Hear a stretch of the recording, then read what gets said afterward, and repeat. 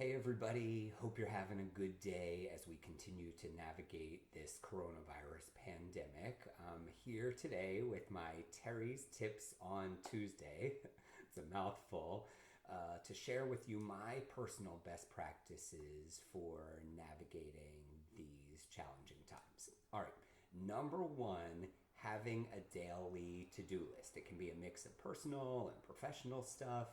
Whatever you decide to have on it. I personally like five or so items, sometimes a little less, sometimes a little more. I personally also like writing it down and crossing it off. Here's one of my to do lists from this week. There's something consciously or subconsciously about the sense of accomplishment and seeing things physically get crossed off the list that can be very uplifting to our spirits. So I highly recommend it.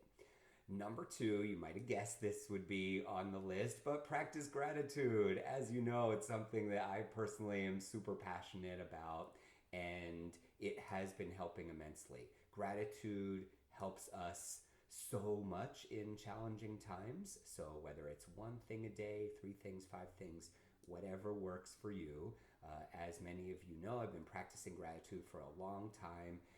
It's been 7 years and 4 months of a different expression of gratitude every day. So, those almost 2,700 straight days have helped me immensely in my life, and whatever period you're at, I know it can help you too. All right, number three, share knowledge. I've had video calls in the last few days, and I've learned so much from my friends that I've had these video chats with. So, some examples include I found out about the app House Party, so I downloaded that and learning that. Somebody else was telling me about Instacart. I know others may use it, but I had never used it before, so I appreciate him filling me in. Somebody else has the same robot vacuum as me, and he was telling me, oh, you can clean a spot this way. I never even noticed that button on there. So share knowledge with the people that you're staying connected with as we're all staying home. Number four is related to that, but different, and it's learning. Use this extra time to learn something. For so many of us, after we graduate college, enter grad school, we don't necessarily invest in our personal development anymore. And that's something that I'm really passionate about. So, whatever it is that you want to learn, now is a great time to do it. All right, number five, enjoy all this R&R time that we have. Probably never in our lifetime will we have a period where we are staying home. And for me personally, it's been very enjoyable to rest and relax a heck of a lot more than I normally would. For me, it's binge watching my favorite show or reading a book.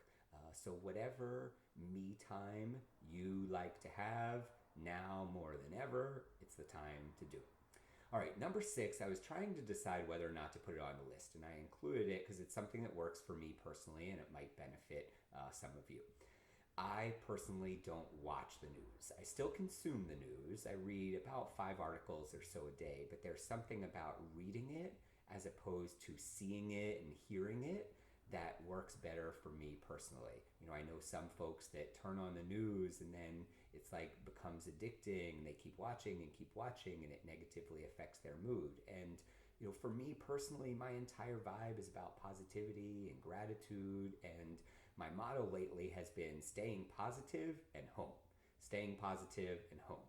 And for me to stay positive, I can't consume too much of the negative. I don't avoid it, but I limit my consumption of it. All right. Hopefully, these 6 tips are helpful to you. I'm thinking of you. Have a great rest of the day and week, and I'll be back at you again soon.